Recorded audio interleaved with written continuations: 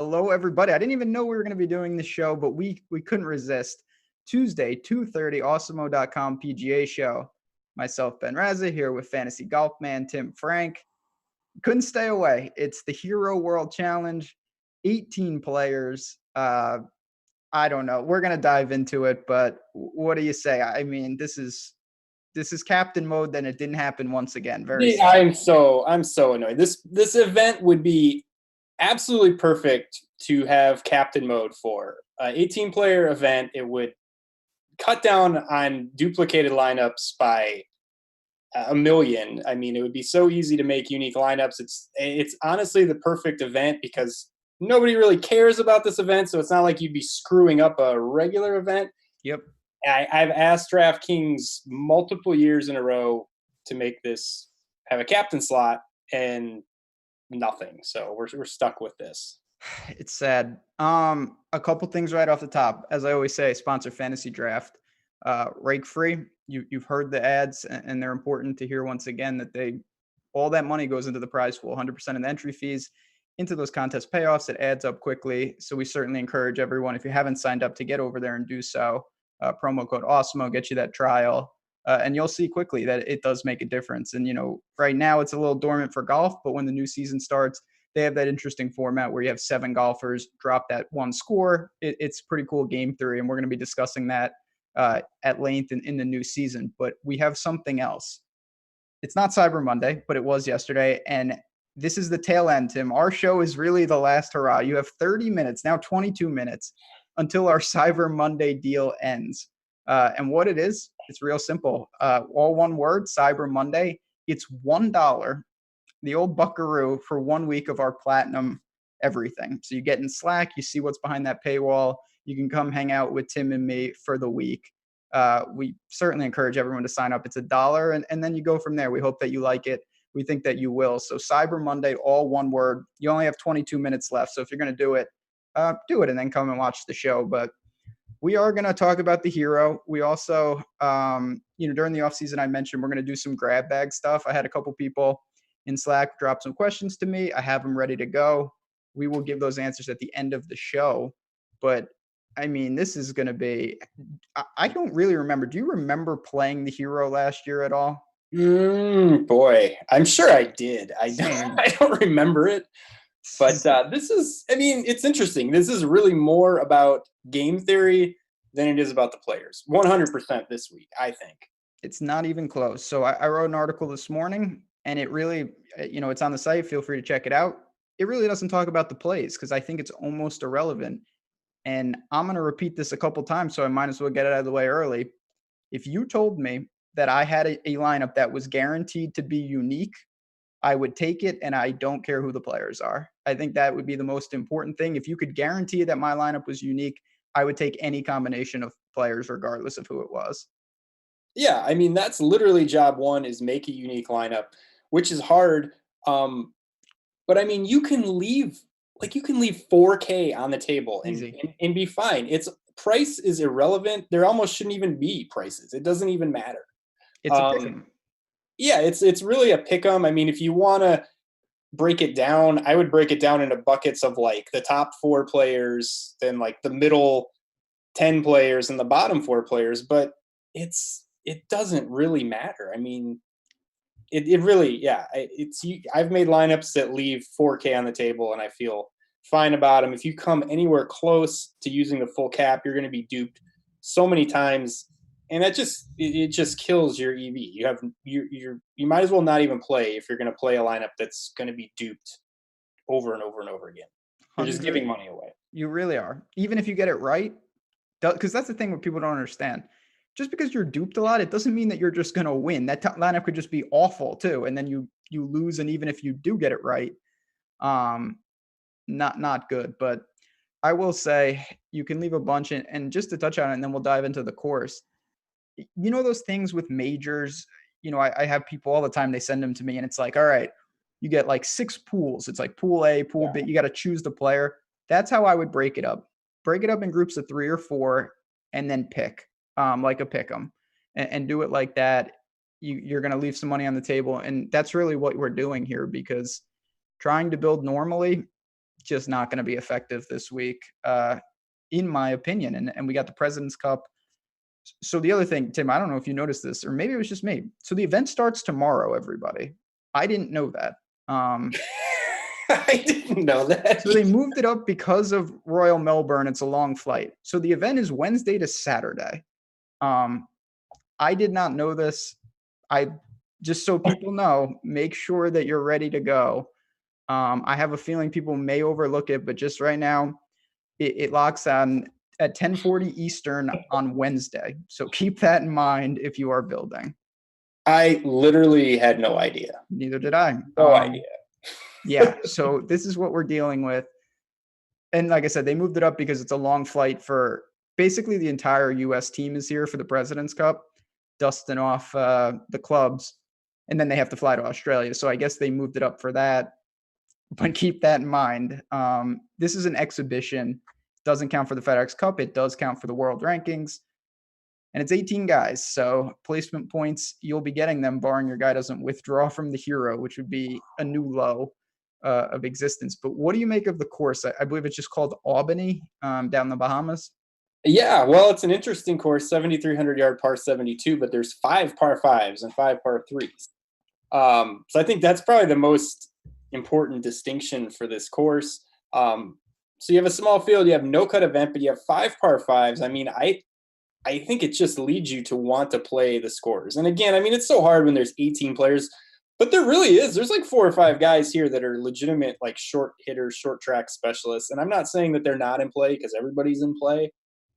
But I mean, birdies and eagles are going to be important. You know, the winning score here has been anywhere from 18 under to 25 under. The winners here have been Rahm, Fowler, Decky, and Bubba. You know, so 4 fairly long players. Bubba and Rahm, very long. Decky and Fowler can still get it out there. Good drivers of the ball. So, you know, I'm gonna give a lean towards distance and a definite lean towards birdie making and eagle making because that distance is going to be huge with 5 par 5s. Definitely. You know, it makes sense. Like I said, this is an exhibition. They're not going to have guys going down there and getting like wildly beat down. It's very laid back. It's generous fairways. The wind is the biggest offense. We'll see, but it's not anything these guys won't handle. They can get very aggressive off the tee, get after it on Bermuda.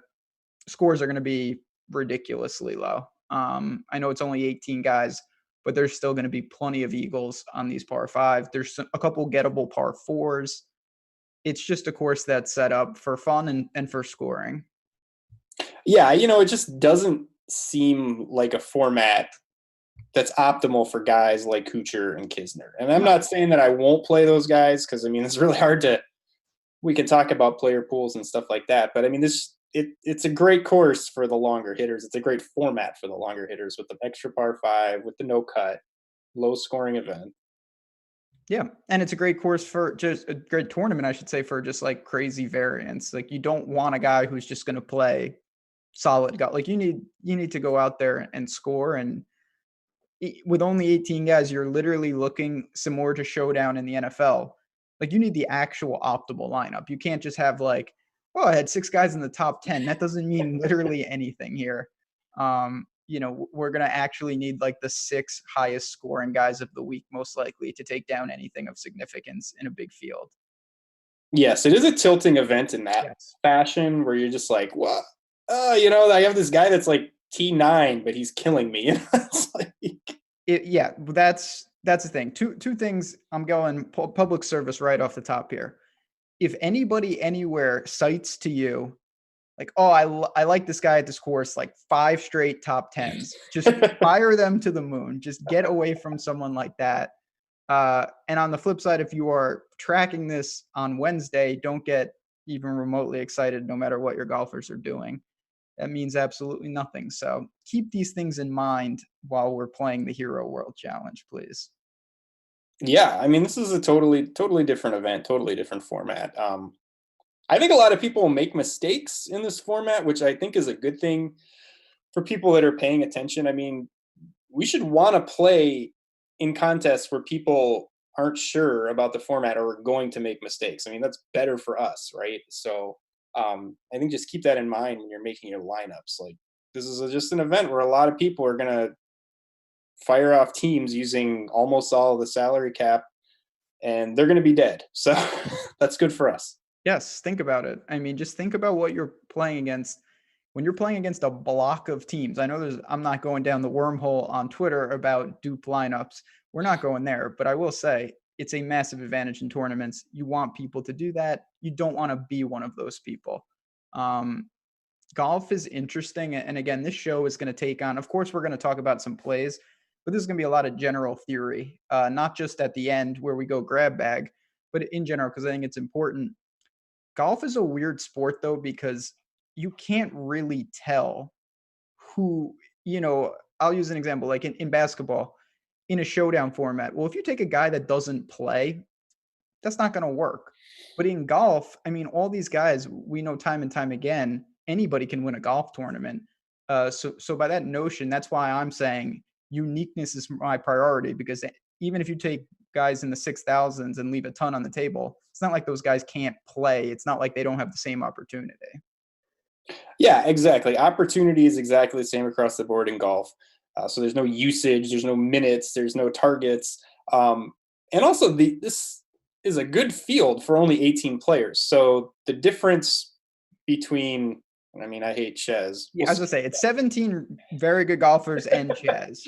But I mean, the difference between, I mean, you take the lowest price guys besides Ches, Kisner, Bubba, Stenson, Kuchar, Finau. I mean, they're not that far off from guys like Rahm and JT. I mean, they wouldn't be, plus 800 in a head-to-head or something. I mean, It's feasible that Kisner or Bubba beats guys like Rahm and JT. I mean, that would happen all the time if they played 1,000 head-to-heads. Yes. They're less than coin flips, but it's in that ballpark. Yeah, whereas in the ballpark of a coin flip. Just to tie it in, basketball is the easiest. LeBron is going to outscore the 12th man on the Knicks every time. It's just, that's how it works. It's different minutes, equal production. Here, yes, over 1,000 rounds. Rahm is probably getting the better of Kisner, of course, but this is 4 rounds. So we can look to that. I ripped on Ches during the Tour Championship, and 1 hole in 1 later, I looked like the donkey. So he's making a hole in 1 this week. It's just lock it in. So lock him in for a hole in 1, or like a double, or like an albatross or something.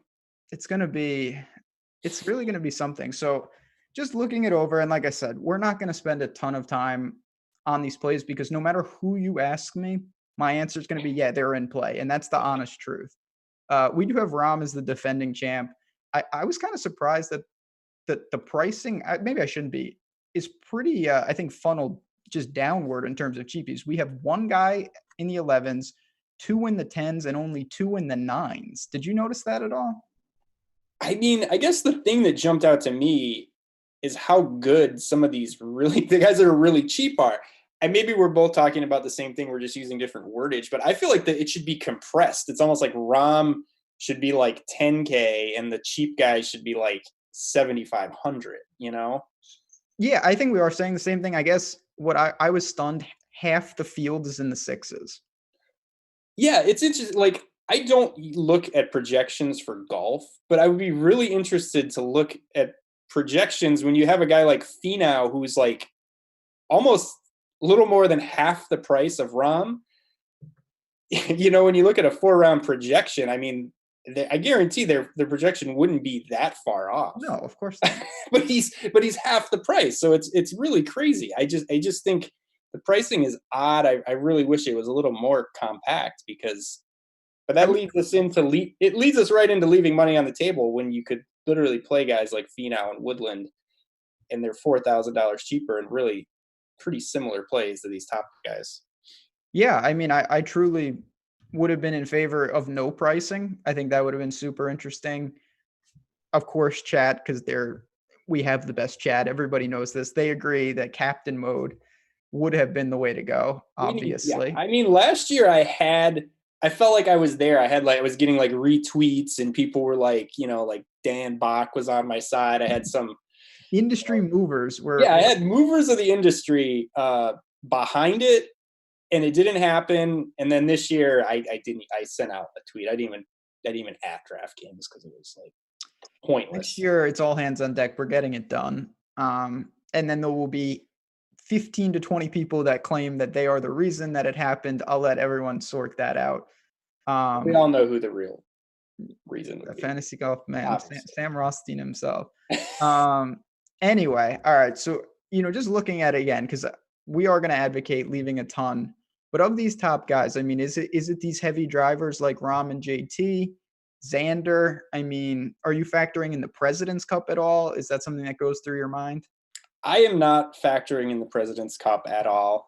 The top 4 guys are all kind of perfect for this format. They're all great players. They're all long hitters of the ball. Rahm has just been on another planet lately. This is really tough because a lot of these guys, we haven't seen them in a long time. Guys like Fowler, it's like, where have they been? They haven't played much. Rahm's playing a lot. He won the DP World Tour Championship, won the Spanish Open. So he's kind of firing on all cylinders. I like him and JT at the top. You can play them together and then just play a bunch of cheapies and still leave a lot of money on the table. But I think him and JT are awesome for this event. Yeah, I mean, Rahm he won in his appearance last year, which I don't love just because, again, ownership, things like that. It's going to be very difficult to project ownership here, but getting away from anyone that's mega popular just on merit, to me makes sense. So we'll see. But having said that, I do like the kind of build that what Rahm naturally likes to do. I think fits the course. He's going to have 5 par 5s, some gettable par 4s. He scores well. He can get hot with the putter. His irons aren't as good as some of these other guys, but that's fine. Xander, as usual, just someone I rarely know what to do with. But I do feel pretty comfortable omitting the first 3 and starting with a guy like Xander. And maybe, what I like to advocate for, one way to leave money on the table is build with Rahm in there and then just straight pivot it. You get the savings right there and you can work down without having a different mentality of how you build. Yeah, I mean, that's very true. I don't know. I feel like there's like a clear delineation from the top 4 guys, and then we get down to guys like Tiger. I mean, would you put Tiger in that group? No, I wouldn't. I also think, and again, I'm not saying you can quantify this, but I do think there's something to be said, Tiger and other player, but for Tiger in particular, the President's Cup is next week. I assume he's just working on some stuff here. Like, yes, he wants to play good. Maybe he will play good. But I just... And then he comes out and he crushes everybody. Yeah, that's probably what's going to happen, honestly. But I feel more often than not, maybe just going to some other guys.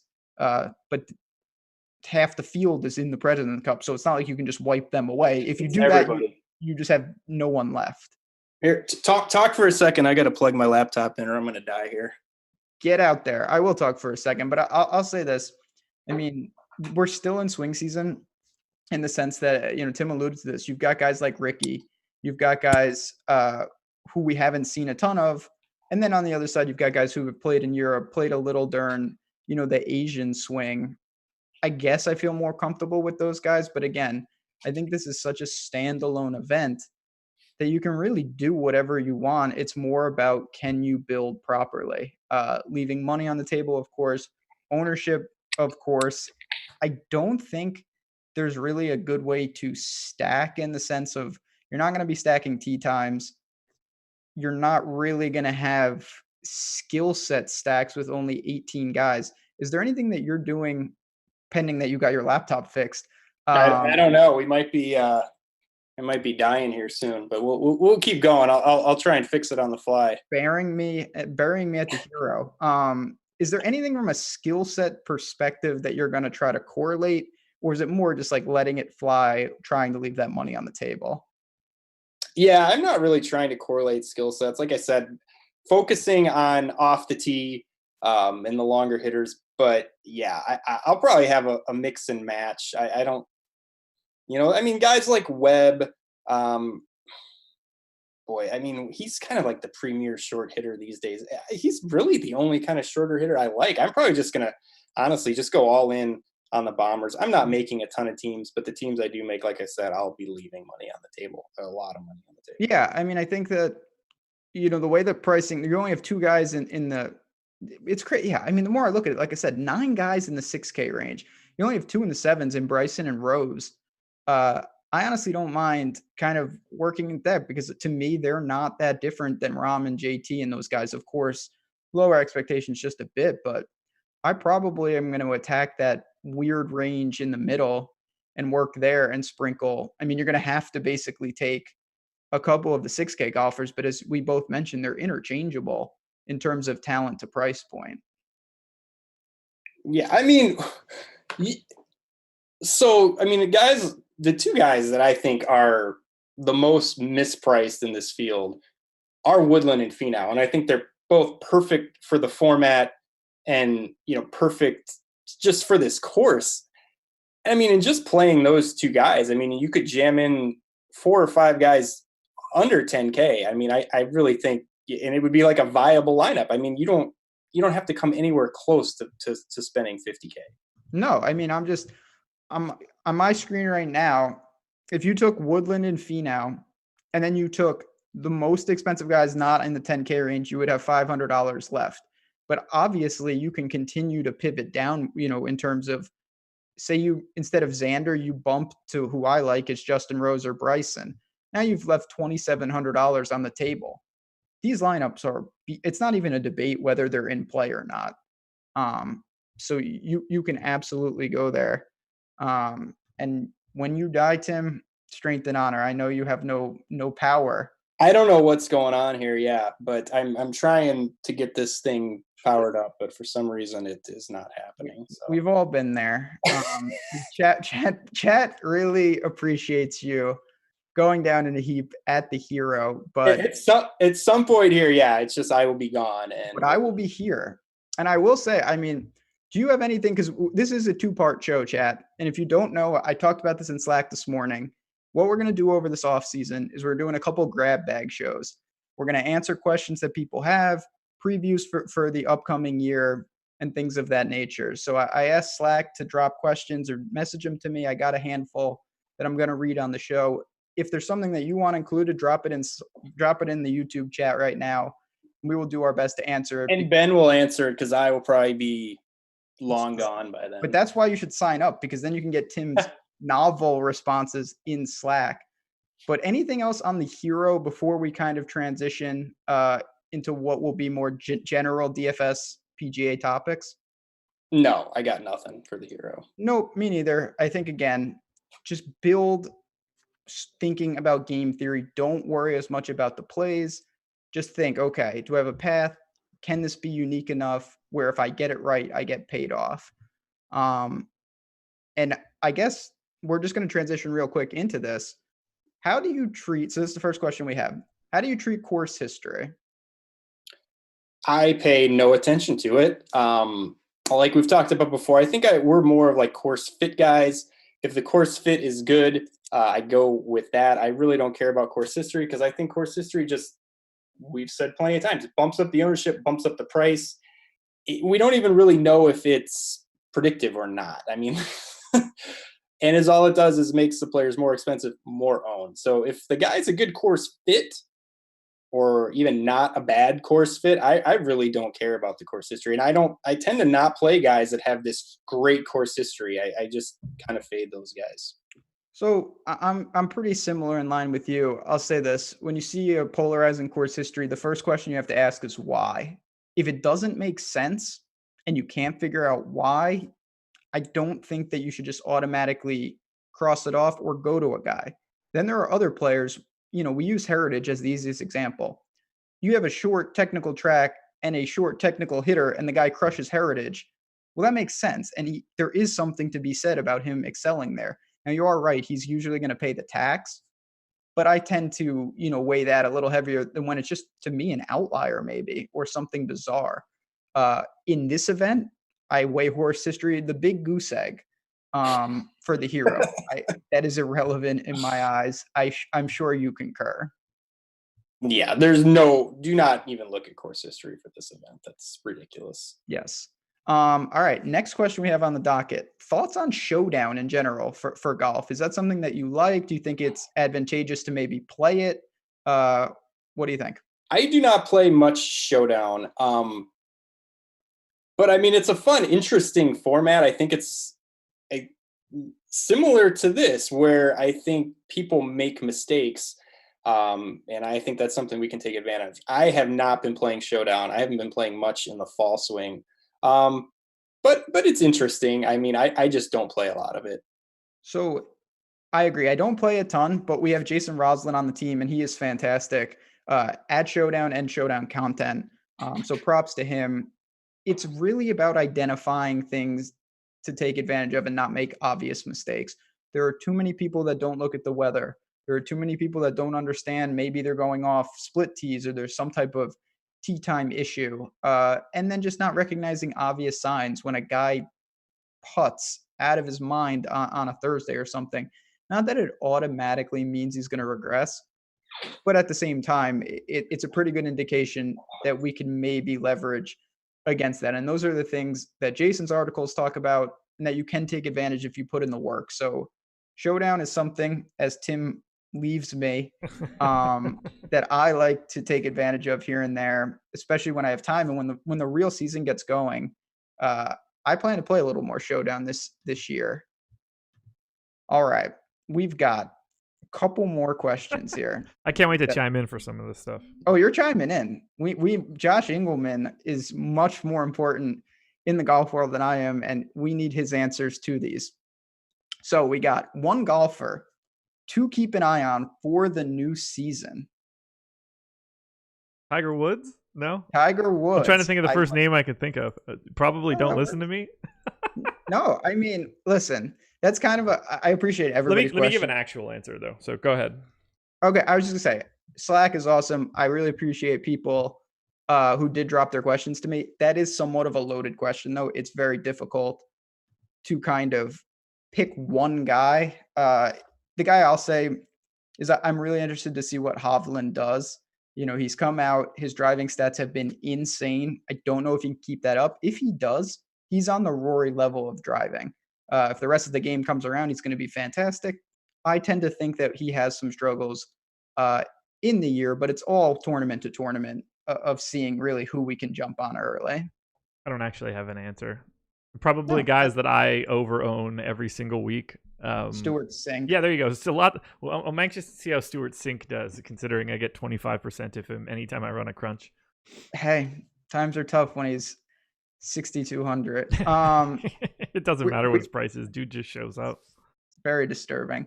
All right, we got a couple more, and then we'll give. If you have any hero thoughts, you're more than welcome to give those. I mean, I love the Enrique Iglesias song. There it is again. That's put on some good music while you build.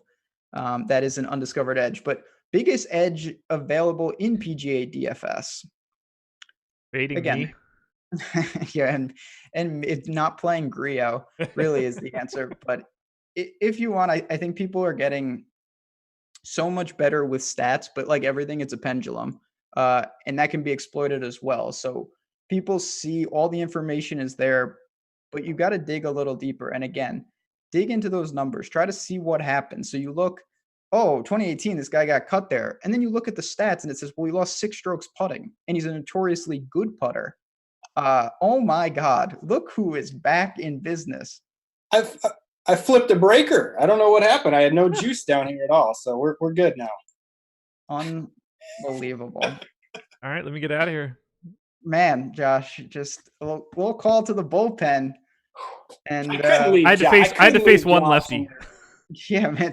Tim, you left, and the first topic we covered was Stuart Sink. So yeah, what happened? I was gone for like 2 seconds. That's the world we live in. Anyway, what I miss? You missed what we were talking about. Actually, this is so.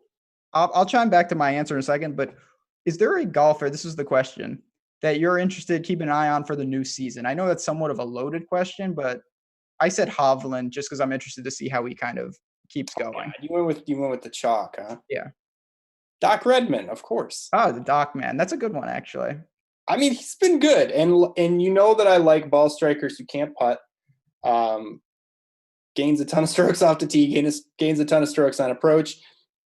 He won the U.S. Amateur, so he has amateur pedigree too. It's not like just some guy who came from nowhere and played a couple good events. I mean, he's got some amateur pedigree, and the ball striking's been really, really good. So yeah, he's the guy that I'm watching because I like guys that can't putt. PV4444. He says Cory Connors. That's a good one too. Well, yeah, we love Cory Connors. We do love Cory Connors on this show. He'll probably win either the U.S. Open or the PGA this year. I'm trying to figure out. I got to look at just going the Brooks route. Yeah. Yeah. You see, Tyler Duncan's season over here. By the way, I mentioned him on that show. Anyway, that was when that was part of your. Was that was the week you smashed an NFL, right? Yeah, that was good stuff. So were you going to make the announcement about providing the hookers at the DFS Open now? Oh, wow. That's, that's behind the paywall. That's why you need to sign up. Anyone who's going to the DFS Open, Ben will be providing hookers for. So. Fake news. Don't listen to this guy. This is, like I said, he gets his juice back and now it's all systems go. So what I was talking about when you bounced back in was edges in PGA DFS, which again, not a vague question. It's a good question. I liked it, but I was saying that people sometimes they get so enamored with the stats, they don't realize what it means sometimes. It's just, oh, this guy does it. And it's like, it's a high variance sport. It doesn't mean the guy can't putt. Doesn't mean he's always going to prefer the surface. Things change. Guys get in grooves. Brendan Todd has proved that old data can be really, really misleading. If you're running something, you got to know when to cut the data if you think the guy has turned a corner. Yeah, I think that is huge. And I think another good example of that was like Russell Henley. Remember him at the end of last year where it was like he was horrible, horrible, horrible. And then there was this clear line at one of the events where he still missed the cut, but it was like the ball striking was awesome and the putter was terrible. And if you could have made that out, which I think you did, it was like you can disregard everything that happened because then from that point on, he had like 3 or 4 really good events where he contended. He struck it great. But yeah, if you were looking, you're like, oh, wow, he's losing a half a stroke off the tee and a half a stroke on approach and blah, blah, blah. But none of that is relevant because it's obvious he found something right there. And I know people think, oh, the guy found something. But in retrospect, he did. So yeah, if you can find a point where it's like, yeah, he's really turned a corner. None of that old stuff matters. I agree. Looking at season-long stats, that's irrelevant, I would say. And that just to go back real quick to course history, I feel like some people don't understand, or it gets lost on all of us when you're looking at, your sheet, which is fantastic, and a lot of the things that we have on the site. It's like, oh, okay, like 2015, you're looking at that and you see it right in a row. Think how long ago that was for some of these guys. That could be pre-injury. There are so many peaks and valleys since then, and we're factoring it in just because it's the same layout. And that's assuming the course hasn't changed, which a lot of these courses do here and there. Like, again, it adds to the skepticism of what we're talking about. Yeah, that's a great point. The courses, they redo the greens, they redo some of the layouts, redesign some of the holes.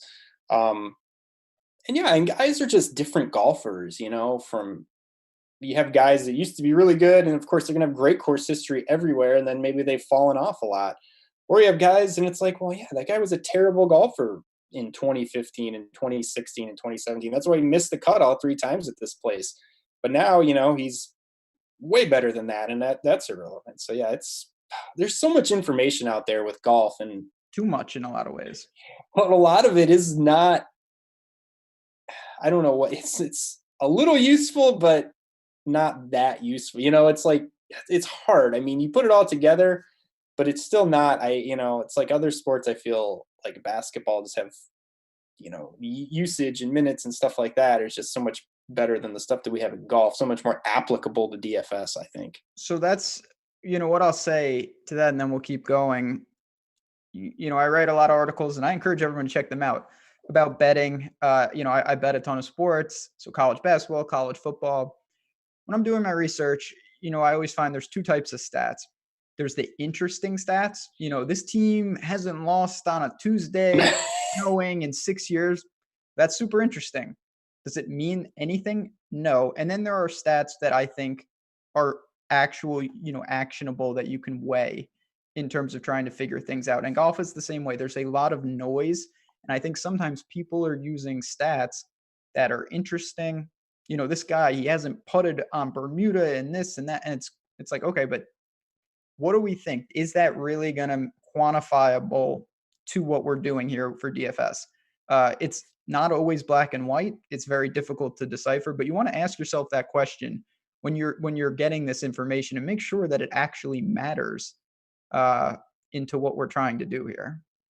Well, and the other thing is PGAtour.com has all these stats. They have hundreds of stats, but some of them, I mean, the courses you play have a lot to do with it. The fields you play against have a lot to do with it. I mean, just take something like green in regulation, which is a lot of people think that's an important stat, and it's not. It's an easy, there's not a lot of did you hit the green or did you not hit the green? There's not a lot that goes into it, but it's like if you have a guy that plays DJ Trahan, who plays the fall swing and plays the worst events week in and week out, which generally tend to be on easier tracks, and I'm just making this up, that's going to make it a lot easier to hit greens when you're playing easy tracks.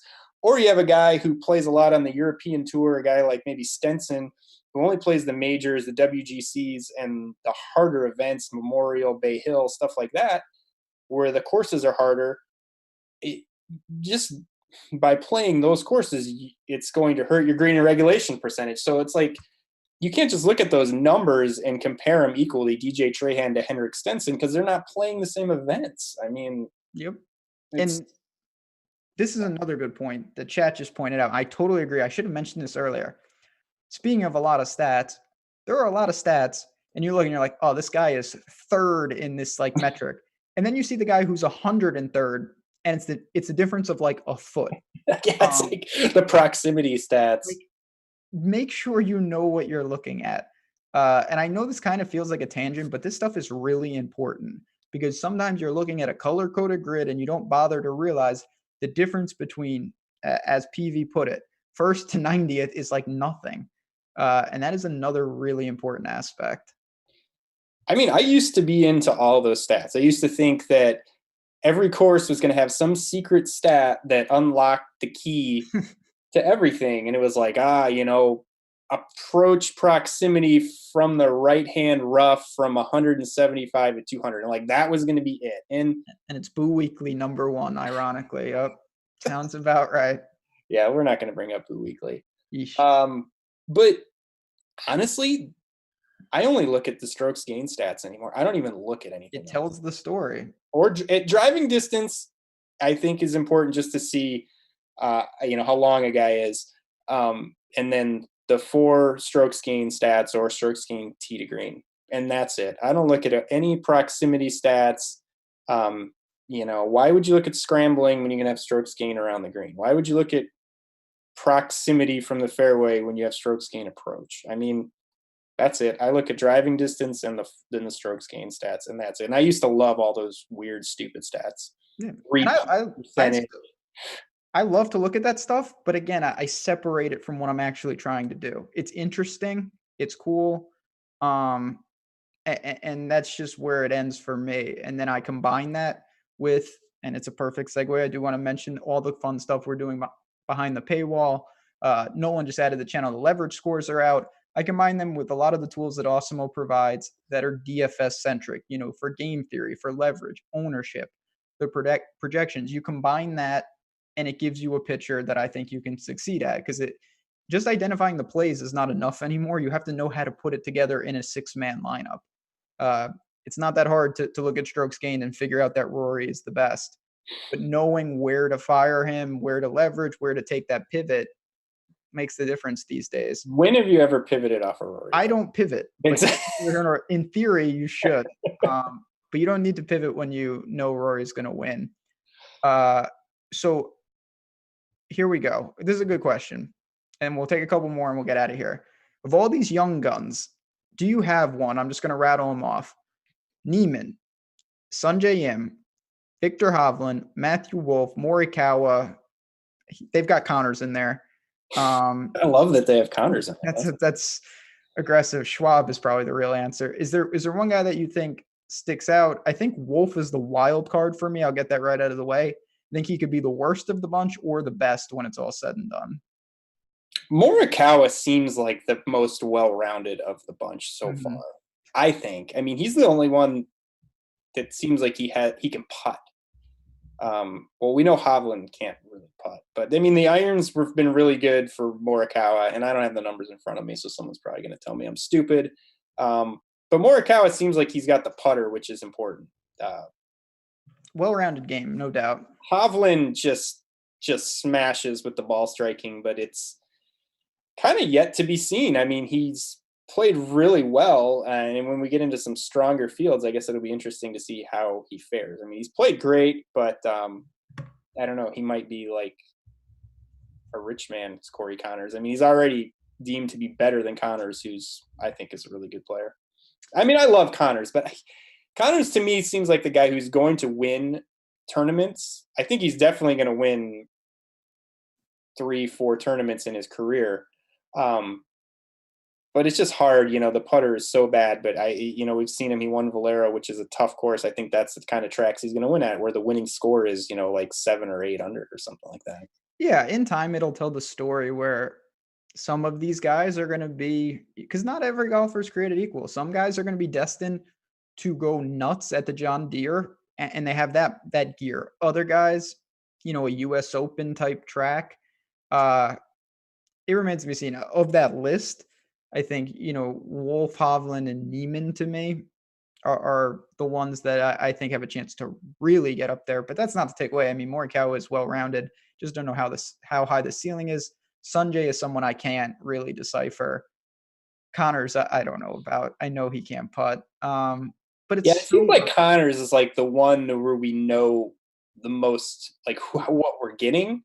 Lowest range of outcomes to me, both ways. Like that's just where it is. But these guys, it's crazy how young they are.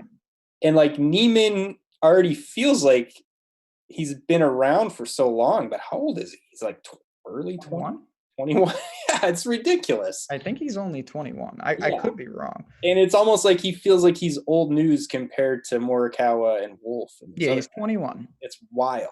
It's wild. So, I mean, they have a long way to go, and their game is going to change. And yeah, I mean, some of these guys might be busts. Some of these guys might be top 5 golfers in the world when it's all said and done.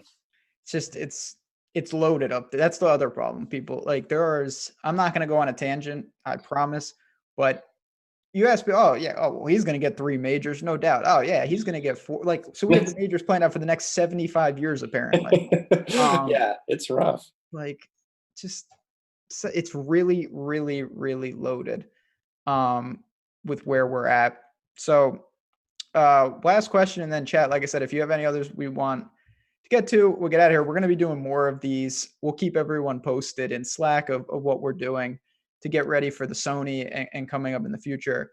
Is there anything that you plan to do or thinking about doing going forward for your PGA process that you haven't done in the past? A kind of a new wrinkle, maybe? I mean, this sounds very elementary, and I'm a little bit embarrassed to say it.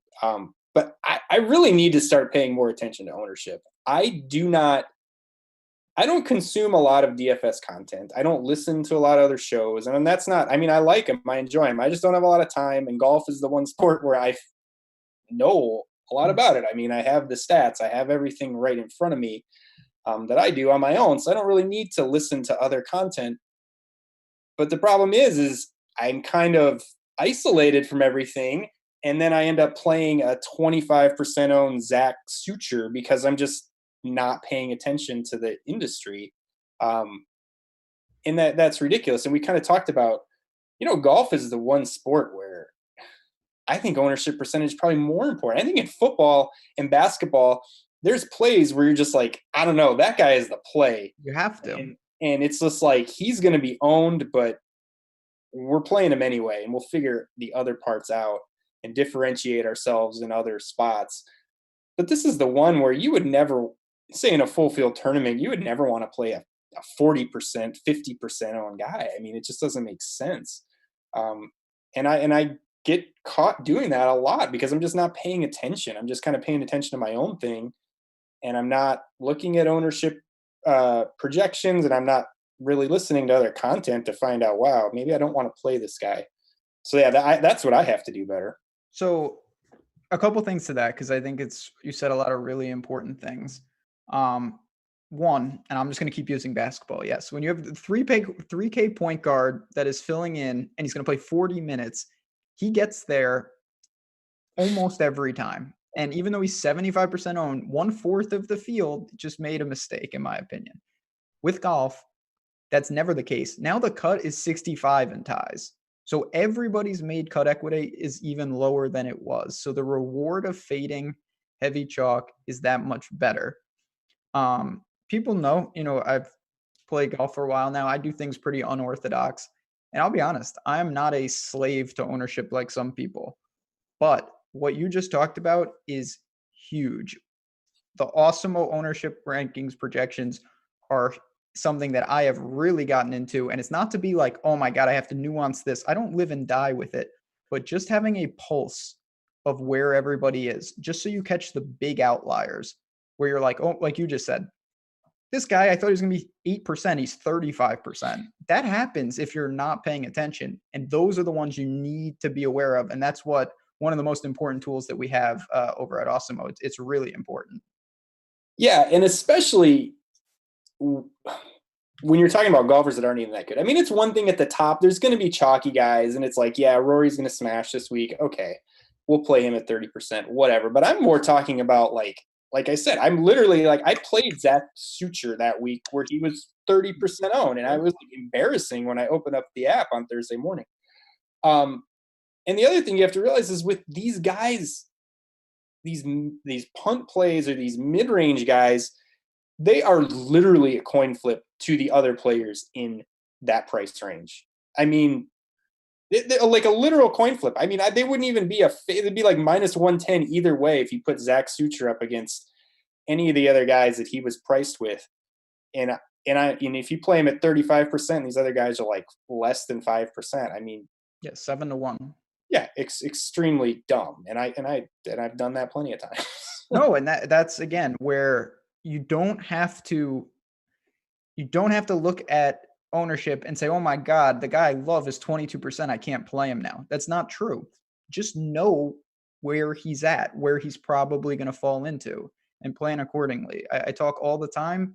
What I'd encourage people to do, if you're new to golf, try to separate the results by looking at your teams on Thursday morning and not deciding if you won or lost, but at least look at it and assess it without the results in there and say, okay, this is what I was going for. My leverage points are leverage. Where the chalk was, that's okay. That's what I planned for. There are so many weeks where I wake up and I'm like, well, regardless of what happens, I screwed up. And on the flip side, regardless of what happens, I'm really happy with what I did. Doesn't mean it's going to work. But when you have the avenues and you actually have the windows that you're trying to take, that's when the results eventually follow. Yeah, 100%. 100%. I mean, golf, yeah. Do you think that ownership in golf is absolutely most important? Probably the most important sport for ownership. Just think about it like this. There's no other sport where it's like, okay, man, my quarterback threw 2 picks in the first half. He doesn't get to play the second half. Like, there's a giant cut after 36 holes. So if people are massing ownership, and you just mentioned someone like Zach Sucher, sorry, buddy, to pick on you, but like, he's a coin flip to the other creative players. He's also a coin flip to make the cut. So like, when you have someone who's 35% owned, if you're flipping a coin to see that guy find the weekend, you're going to be long-term pretty good if you can find some pivots and roll the dice. Yeah, so that's what I'm going to be working on next year. Is no more Zach Sucher specials. Mm-hmm. No, I mean, honestly, that's not that far off from really where I'm going. It's just going to be about trying to separate long-term data. That's something that I really am stressing. Knowing where to cut things, trying to see things in a fresh start, and then the one last thing, and then we're going to bounce on out of here. And this one's tough. I don't have an exact answer, but with guys coming up more and more ready to play, being a little more willing, especially in weaker field tournaments, to back a guy where I don't have data. That's something that normally I'm really apprehensive to do. But in certain spots, some of these guys, especially if they've got pedigree off the web or a tour at least that's somewhat prestigious, in certain spots, I'm going to take the leap rather than just waiting 100% of the time. More often than not, I still will. But some of these guys, these newcomers, have shown they can hit the ground running, and they're very, very cheap. Yeah, I mean they can. It's the game has changed. It has. Where guys just hop right in and are ready to play and ready to win. And I think a lot of that has to do with just the style of golf they're playing. And we've talked about that before. They're all long hitters. They're all scorers. There might be kind of high variance, but that's how the game is played these days. And you can't just sit and wait, because all that's going to happen is the guy's going to be more expensive and have higher ownership by the time you decide, okay, it's time to play him. And that's happened to me plenty of times. A guy like Xander, I've never played him because it was like, I was waiting and waiting. And then it's like, well, now I think I'm into Xander, but it's like, well, now he's 10K and he's owned, and it's like, well, now I don't want to play him anymore. And it's like I end up just never playing the guy because I waited so long that I'm like, well, screw it. Now he's one of the top golfers in the world. And just so it's like, No, you might as well take a shot and get in early, because by the time, if you're going to play the wait and see game, by that time the ship has sailed and you're not getting over on anybody. always.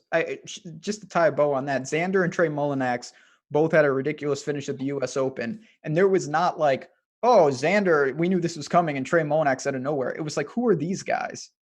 Now look where they are, a little different, and it's very difficult to identify those guys. But if you think that you have, don't be afraid to be the first one there. If you're a little early, you can take some lumps. If you ever get it right, though, it pays off in a very big way. Chat, I like this. This is a fun format.